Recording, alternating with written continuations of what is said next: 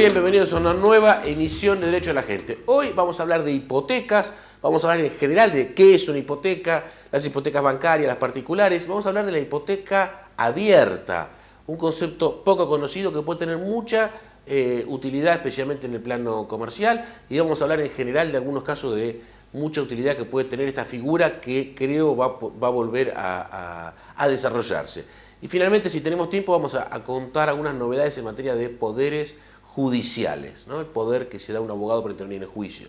En este primer bloque, indudablemente el tema de la semana ha sido el conflicto de PepsiCo. Ustedes saben, la empresa PepsiCo que decidió ya hace bastante tiempo cerrar su planta para relocalizarla justamente en Mar del Plata. Bueno, le ofreció a los empleados que quisieran mudarse, a aquellos que no, pagarles una doble indemnización, etc. Esto generó el enojo y una serie de acciones, de hecho, de parte de un grupo de empleados, vamos a ser claros en esto, no todos los empleados, que tomaron la empresa, hicieron cortes, generaron acciones de hecho de todo tipo, que obligaron a reaccionar a la justicia y demás.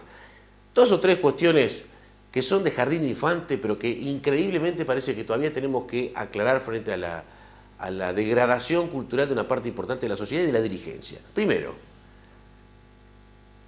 PepsiCo y cualquier empresa, no solo PepsiCo, tiene el derecho constitucional de cerrar cuando se le cante. Esto hay que decirlo así para ser claro, no solo PepsiCo, el kiosquero de la esquina, si mañana quiere cerrar el kiosco, tiene el derecho constitucional de cerrarlo. ¿Por qué constitucional? ¿Porque la Constitución dice que uno tiene derecho a cerrar un negocio? No, es la consecuencia del derecho de propiedad. Es la consecuencia de un derecho que es uno de los derechos humanos, que está no solo en la Constitución, sino en los tratados internacionales de derechos humanos, sin el cual no hay sociedad libre. Algo que mucha gente no entiende, especialmente la izquierda, ¿no? Eliminen el derecho de propiedad y habrán eliminado la democracia. Eliminen el derecho de propiedad y habrán eliminado los derechos humanos. En ningún país del mundo en la historia de la humanidad en el que se suprimió el derecho de propiedad hubo derechos humanos. Entonces, tenemos derecho de propiedad, PepsiCo, el kiosquero y quien quiera puede decidir cerrar cuando se le cante. Más allá de que en este caso particular era una relocalización, ni siquiera era un cierre definitivo. Entonces, primera cuestión. Ahora uno se pregunta, había empleados, algunos, insistimos, que planteaban la reincorporación forzosa, algo que es muy común, no fue una rareza del caso PepsiCo. Es muy común cuando cierra alguna empresa o sin cerrar despide a alguien y salen y se hace un conflicto apoyado por sindicalistas, por algunos dirigentes políticos. Queremos la reincorporación forzosa. Frente a esto, me pregunto, y cabe preguntarse, ¿qué es lo que se pretende? ¿Que un empresario o un comerciante mantenga a un empleado contra su voluntad? ¿Estamos seguros de la locura que estamos diciendo? Si yo tengo un negocio y me obligan a mí a mantener un empleado que no quiero tener, ¿el negocio sigue siendo mío o es del empleado? ¿Quién toma las decisiones? ¿Los empleados de PepsiCo le quieren decir a PepsiCo a quién tiene que contratar y a quién no? ¿Qué sigue? ¿Mañana le van a decir el precio al que tiene que poner los productos? ¿Le van a decir cómo decorar la fábrica? ¿Qué publicidad tienen que hacer? La fábrica de PepsiCo, ¿es de PepsiCo o de los empleados de PepsiCo? Esto, que no es un juego de palabras, es el meollo de la cuestión. Esto es de una gravedad extrema y hay, como decía, dos o tres ideas que están increíblemente dando vueltas y que son increíblemente raras. Una es esta. Otra, los puestos de trabajo no son vitalicios. El empleado no tiene un derecho a conservar el puesto de trabajo de por vida, porque ello implicaría, como contrapartida, una obligación del empleador de mantener ese puesto de trabajo, lo cual no solo no existe jurídicamente, sino que desde el sentido común es una soberana imbecilidad. Uno no puede pretender que en una empresa privada el dueño de por vida mantenga a los mismos empleados. Es una estupidez sublime. Y sin embargo, hay mucha gente que lo cree. En los países libres, democráticos, no en los autoritarios, en los comunistas, donde todo lo maneja el Estado, por suerte son cada vez menos. En los países libres uno contrata a la persona con la quien quiere contratar voluntariamente, hasta que no sigue más con esa persona. Por supuesto, afrontando las consecuencias jurídicas que ello implique. Entonces, esta idea que está muy arraigada en muchos argentinos, que parece que cuando consiguen un trabajo se casan con el empleador. ¿Cómo me echó? Con los años que le di, me deja en la calle. No, momento. El contrato de trabajo es así. La vida es así. Uno hoy consigue trabajo, mañana puede perderlo. Con razón, sin razón. Nadie esté diciendo que esto debe ser motivo de festejo, nadie está diciendo que los empleados de PepsiCo tengan que hacer una fiesta. Por supuesto, perder el trabajo es algo muy desagradable, muy feo, pero la vida es así.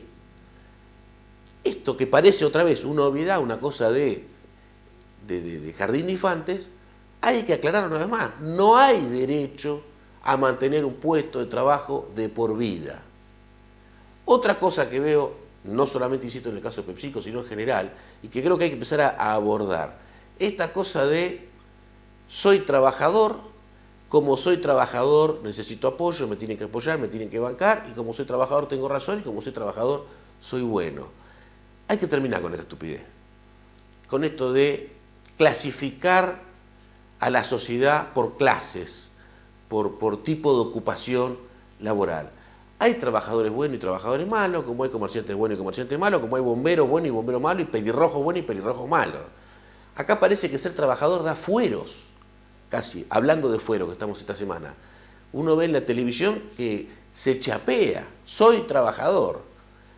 Y se puede perfectamente ser trabajador y estar equivocado, se puede ser trabajador y ser un delincuente, se puede ser trabajador y ser mala persona, porque ser trabajador no es nada más que eso. Entonces hay que aplicar la ley, la Constitución y respetar los derechos con total prescindencia de esto. Esto hay que tener claro, uno no es buena persona solo porque es trabajador, uno es buena persona porque es buena persona. Si es mala persona, aunque sea trabajador. Fíjense de lo que estamos hablando. Sin embargo, uno ve todo el mundo, la dirigencia política, los analistas, los periodistas, los trabajadores, hay que defender a los trabajadores solo porque son trabajadores. No. Hay que defender al que cumple la ley, no al que la viola. Nosotros tuvimos en PepsiCo empleados violando la ley. Lo que debiera ocurrir no es solamente que sean desalojados como lo fueron.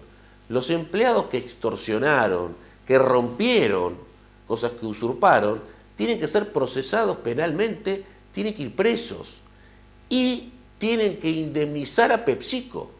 Los empleados que rompieron cosas de PepsiCo y que usurparon la empresa deben indemnizar patrimonialmente a PepsiCo. Los empleados a PepsiCo, no al revés.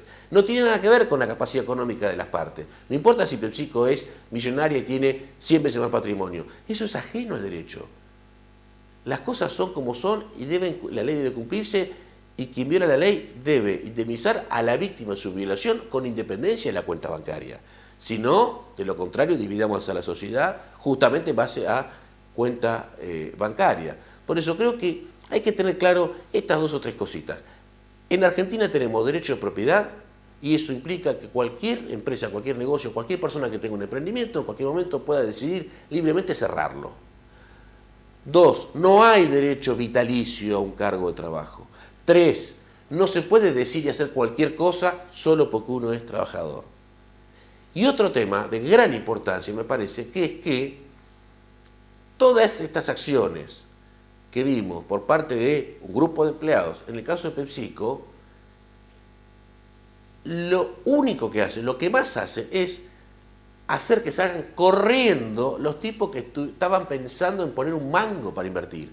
Y no me refiero a inversores extranjeros, multimillonarios, me refiero al argentino que tiene un mango y está pensando en poner una librería, una fabriquita de algo, que ve esto y dice, no, yo poner una fábrica, para que por ahí si el día de mañana no me va muy bien y tengo que despedir a alguien, o aunque me vaya bien, al revés, como PepsiCo, me quiero agrandar y me tengo que ir a otro lado y tengo que despedir gente, comerme este quilombo, no pongo un mango.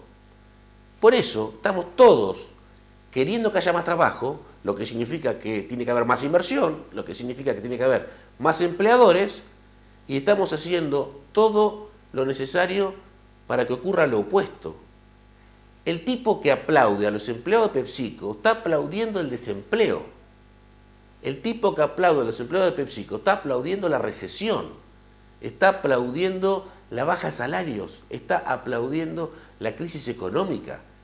Lo que hay que hacer es exactamente lo contrario.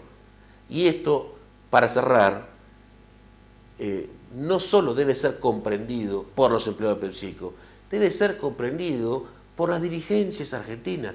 Los políticos, los intelectuales, los periodistas no pueden estar o apoyando a los empleados de PepsiCo o siendo livianitos, condescendientes, bueno, hay que ver, hay que estudiar. No, señores, hay que defender la Constitución, hay que defender el derecho de propiedad, hay que defender el cumplimiento de la ley. Necesitamos ser firmes en esto si de verdad queremos crecer, salir adelante, generar inversiones, empleo y ser un país respetuoso del derecho. Vamos a la primera pausa y ya volvemos con hipoteca.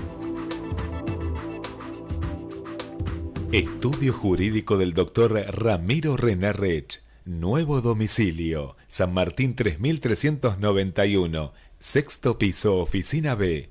Teléfono 474-0856. Celular y WhatsApp 155 049801. Servicios, honorarios y contacto en www.rech.com.ar.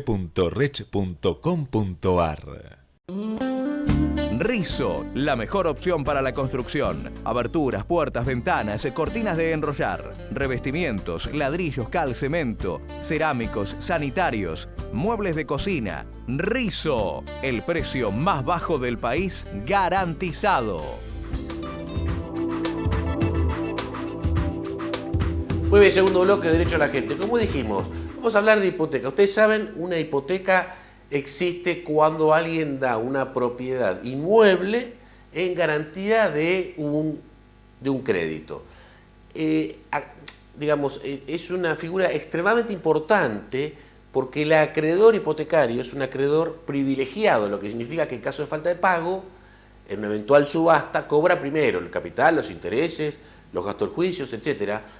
Lo que convierte esta figura en un mecanismo muy útil para el acreedor y facilita o promueve la generación de crédito. Recordemos siempre que al crédito se lo protege protegiendo al acreedor, ¿no? Entonces, la hipoteca como concepto, que generalmente en Argentina la asociamos con los créditos hipotecarios bancarios, que por supuesto son la mayoría de las hipotecas, pero tenemos también hipotecas, así como bancarias, tenemos hipotecas privadas, hipotecas entre particulares, que en los últimos años no han tenido mucho uso porque justamente por todo el escalabro económico que ha sido el kirchnerismo, por la inflación sostenida en el tiempo, por el cepo cambiario, porque muchas veces las hipotecas privadas se hacen en dólares, por restricciones sobre el dólar, por discusiones jurídicas sobre las obligaciones en moneda extranjera y demás. Pero creo que, por lo que por ahí vamos a decir más en el bloque que viene, las hipotecas particulares que tienen mucha utilidad van a empezar a florecer, además de los créditos hipotecarios bancarios. Los créditos hipotecarios bancarios, si bien la figura es la misma, la regulación legislativa es la misma, porque es Código Civil, en el caso de los créditos bancarios hipotecarios hay regulaciones adicionales del Banco Central. Generalmente suelen ser créditos mayormente destinados a compra de vivienda o reforma de vivienda, es decir, son créditos que en general tienen un destino específico, que generalmente son a largo plazo, que generalmente cubren una gran parte de la propiedad, que generalmente son en pesos, aunque ustedes saben que del año pasado se habilitaron créditos en lo que ahora se conoce como UVAs o ante UBIs, unidad de vivienda, ahora unidad UVA, que es la milésima parte del valor del metro cuadrado construido en la República Argentina, que se va actualizando públicamente. Y en general los créditos hipotecarios bancarios, las hipotecas bancarias, tienen el sistema de interés conocido como sistema francés, que consiste en cuotas que incluye capital interés, que tiene lo bueno, digamos, de la simplicidad, que uno sabe que paga determinada cuota, pero tiene un aspecto discutible, que es que como uno va pagando capital interés, aunque la cuota sea la misma, la porción de capital e interés que va pagando va variando, obviamente, porque uno va achicando capital de a poquito, y esto a veces dificulta saber claramente cuánto está pagando uno de interés o no, lo cual ha dado lugar a planteos judiciales. La propia Hayton de Nolasco, una de las juezas de la Corte, ha planteado que el sistema francés es un sistema cuestionable. Estas son, a grandes rasgos, características de las hipotecas bancarias, de las hipotecas, bien digo, bancarias. Mi interés es hablar de las privadas, que es de lo que no se habla tanto, y en particular de la hipoteca abierta, y algún par de modificaciones que hubo en el código y en qué consiste. Pero para esto vamos a hacer una pausa y lo desarrollamos tranquilos en lo que viene.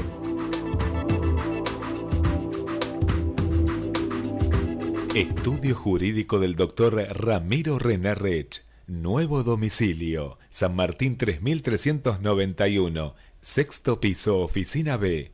Teléfono 474-0856. Celular y WhatsApp 155-049801. Servicios, honorarios y contacto en www.rech.com.ar. Fábula Resto Bar, un lugar para almorzar con colegas, con menú ejecutivo accesible, merendar con amigos, con riquísimas tortas europeas y tener una cena romántica a la luz de las velas. Vení a disfrutar nuestros exquisitos sabores europeos a la esquina de Mitre y Belgrano. Reservas al 494-6747. Vení a Fábula. Muy bien, como hemos adelantado el tema de las hipotecas privadas en general y las hipotecas abiertas. Las hipotecas privadas, como contábamos en el bloque pasado, no han tenido mucho uso estos últimos años porque una gran inflación, un cepo, o sea, valores ficticios del dólar, discusiones jurídicas, una justicia más bien timorata, mucha incertidumbre económica, pero todo indica que en los próximos años, además del boom de créditos hipotecarios, puede crecer las hipotecas privadas. ¿Por qué? Como de hecho crecieron enormemente en su momento en los 90. ¿Por qué? Porque primero no hacen falta tantos requisitos como cuando uno va a sacar un crédito bancario, porque lógicamente al ser entre particulares es una negociación privada. Generalmente son hipotecas más o menos cortas, pocos años, nada que ver con los 15 a 20 años que puede tener un crédito hipotecario, y la tasa de interés, o mejor dicho, el sistema de interés, el tipo de interés, puede variar, no es necesariamente siempre el sistema francés, como el caso de las hipotecas bancarias, sino que se pueden pactar las partes, cancelaciones parciales, intereses solo sobre el capital, que en mi opinión parece lo más recomendable. Puede también pactarse un interés, una cuota compuesta, una cuota compuesta de interés y capital, en cuyo caso habrá que hacer bien las cuentitas, porque a veces lo que en las hipotecas privadas se llama sistema francés, en realidad es otro sistema que suma el capital derecho viejo más todo el interés, con lo cual se está pagando muy en exceso, lo cual también ha generado muchas discusiones judiciales. Y decíamos, una novedad, si se quiere, del nuevo código es que incorpora expresamente lo que se conoce como hipotecas abiertas, que antes no estaban prohibidas con el código viejo, pero había discusiones que hacían que no se utilice. ¿En qué consisten? A diferencia de la hipoteca tradicional, donde uno ofrece una propiedad en garantía hipotecaria por un monto determinado, con un cronograma de devolución de intereses o capital pactado, en hipoteca abierta uno pone el monto, el plazo, y en el medio usa lo que usa. Por ejemplo, uno dice, supongamos, hacemos una hipoteca de $100.000 o $100.000 por 5 años. Y el deudor puede decir, bueno, el primer día tomo los 100.000 y supongamos, para hacer un número redondo, ficticio, no de mercado, que pague el 1% por mes. Tomo 100.000, el otro mes pago 1.000, que es el 1% de 100. Pero al otro mes por ahí devuelvo y estoy 3 o 4 meses sin usar el capital, entonces 3 o 4 meses sin pagar el interés. Otro mes saco 50.000. Con lo cual pago al mes siguiente 500, que es el 1% de 50.000. Devuelvo todo, saco 10.000, pago al otro mes 100, que es el 1% de 10.000. Y así, entonces va sacando. Esto es de mucha utilidad y es muy utilizado en otros países y ha sido bastante utilizado en Argentina en los 90 para cuentas corrientes mercantiles. Por ejemplo, donde un mayorista o un distribuidor, un proveedor, un fabricante, provee mercadería en gran cantidad a un minorista, o un franquiciante, un franquiciado, provee en gran cantidad de mercadería a un minorista, entonces le dice, mira, te voy dando como si fueran cuenta corriente, pero como los números son grandes, te lo garantizo con una hipoteca que me tenés que dar. Es decir, el minorista, el comprador, pone una hipoteca en garantía. Entonces andás sacando la mercadería que sea, vamos llevando el saldo, y si algún día me dejas de pagar, te ejecuto el saldo que sea en ese momento, que no fue pactado inicialmente. Esto, insisto, puede ser de mucha utilidad. En el sistema bancario casi no se usan las garantías, las hipotecas abiertas. En los 90 lo usaron muy poquito algunos bancos norteamericanos, el Citibank, el Boston, que son los que conocían el tema, para garantizar descubiertos altos. El interés por descubierto de una cuenta corriente históricamente fue muy alto, lo sigue siendo hoy. Entonces los bancos decían, bueno, yo te doy un interés mucho más bajo, un descubierto muy grande, pero dame una hipoteca a mi favor. En ese caso también una hipoteca abierta. ¿Por qué? Porque ¿cuál era el monto? Y no se sabía, dependiendo del monto que quedara como saldo deudor en el momento que quedara impago o en el momento que terminara el plazo de la hipoteca. Esta novedad, en el sentido de que el Código Civil permita esto, va a abrir seguramente nuevas opciones para, especialmente en el ámbito comercial, para tratos entre comerciantes, que puede ser de mucha utilidad y puede facilitar mucho la finanza de muchos negocios sin tener que entrar en la burocracia de un banco. Otra reforma importante del Código Civil, que no vino inicialmente en este Código Civil nuevo, sino el año pasado con una ley impulsada ya con este gobierno, a propósito de las uvas, es que una hipoteca debe tener un monto estimado en dinero que puede no coincidir con el capital. Esto se puso ¿por qué? Por las uvas, porque las uvas como varían de manera distinta a la inflación, o pueden variar de manera distinta a la inflación, puede ser que el capital pactado en el momento, tenido en cuenta en el momento por las partes que contraían, no necesariamente coincidía con el valor, o va a coincidir con el valor de las uvas unos años después. Esto, si bien, insisto, fue pensado para las uvas, puede también tener utilidad en materia comercial. Por ejemplo, si uno dice, saca una hipoteca por tanta mercadería, la estimamos en dinero, pero equivale a tantos cajones de, o a tantos paquetes de. Esto abre también un nuevo escenario interesante para los comerciantes. Decíamos, como para redondear, las hipotecas privadas que tienen múltiples beneficios, porque no solamente por la cosa de pedir un préstamo rápido, sin la burocracia bancaria y pedirse a otro particular. Para saldos de precio, alguien compra una propiedad de manera particular, pone el grueso de la plata, no con un crédito bancario, le queda un puchito, hace un saldo hipotecario a favor del vendedor. Se han arreglado sucesiones, hay diferencias entre herederos, diferencias entre propiedades. Bueno, quédate vos con la propiedad de 60, yo con la de 100, escrituramos cada uno la suya, como yo te debo 20, hacemos un saldo de precio hipotecario a favor tuyo. Hasta divorcios se han arreglado así, e incluso hasta usurpaciones de gente que está hace mucho tiempo en una propiedad y el titular dice, bueno, te vendo, el ocupa no tiene la plata o tiene muy poco, bueno, dame lo que tenga, hacemos un saldo hipotecario por el resto. Todos estos enjuagues y estos manejos que no se pudieron hacer durante estos años, muy probablemente vuelvan a florecer y permitan resolver muchos conflictos de aquí en adelante. Vamos a la tercera y última pausa y ya volvemos. Estudio Jurídico del Dr. Ramiro René Rech. Nuevo domicilio, San Martín 3391, sexto piso, oficina B. Teléfono 474-0856. Celular y WhatsApp 155-049801. Servicios, honorarios y contacto en www.rech.com.ar. Rizo, la mejor opción para la construcción. Aberturas, puertas, ventanas, cortinas de enrollar, revestimientos, ladrillos, cal, cemento, cerámicos, sanitarios, muebles de cocina. Rizo, el precio más bajo del país garantizado. Muy bien, cuarto y último bloque de Derecho a la Gente. Una novedad, otra más del nuevo Código Civil, que tiene que ver con los poderes judicial, es el poder judicial que le da un particular a un abogado para que intervenga en su nombre en juicio. Históricamente, hasta el nuevo Código Civil, 2015, se debían hacer ante escribano, lo cual tenía un costo, puede estar hoy en 2.000, 3.000 pesos, y la incomodidad o molestia de ir a una escribanía. Razón por la cual, de hecho, se estaba empezando a usar cada vez menos el poder, porque ustedes saben que básicamente los abogados tenemos dos formas de intervenir en un juicio, con poder o con el cliente firmando el escrito. Entonces, mucha gente que por ahí no tenía la plata o no quería ir, bueno, hacelo, yo te lo firmo y me va llamando cuando hay que firmar otros futuros escritos. El Código Civil viejo ponía el poder judicial para intervenir en juicios entre los contratos, el poder es un contrato, que debían ser hechos ante escritura pública.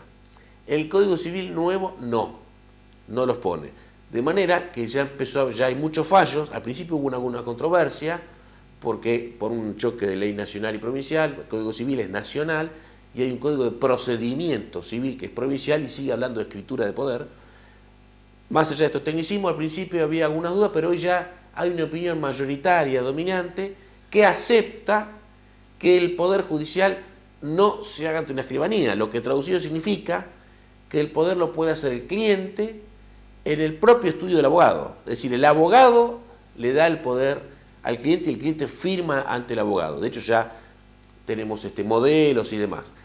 Ya está claramente aceptado esto.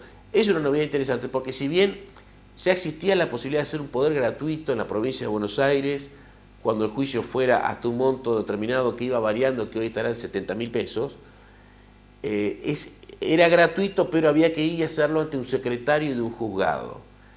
Lo cual también es una incomodidad, porque por ahí la gente no puede ir por el horario, porque vive lejos, etc.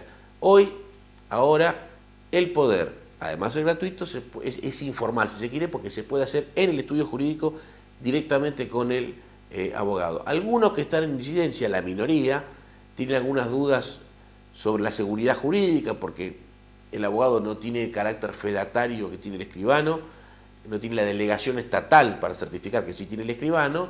Entonces está básicamente esta duda de que truchen la firma, frente a la cual yo diría esto ya puede ocurrir hoy, puede ocurrir hace mucho tiempo a través de la firma de un escrito, porque, insistimos, hoy por hoy una persona se puede presentar sin poder firmando un escrito, así que si es por pensar en que uno va a truchar firmas, se puede hacer antes, o se puede hacer ahora o se puede hacer antes. Más allá de que no hay que legislar en función de la trampa, no hay que legislar en función de la excepción, sino de la regla. Así que yo creo que está bueno. Elimina un gasto judicial y además hace las cosas mucho más simples, porque una persona no hay que va a un estudio y decide dejarle el caso al abogado, directamente ahí ya le puede dejar poder y esto facilita las cosas. Así que un cambio chiquito, no es un gran cambio, pero una simplificación que valía la pena comentar. Nos despedimos entonces, como siempre, hasta la semana que viene.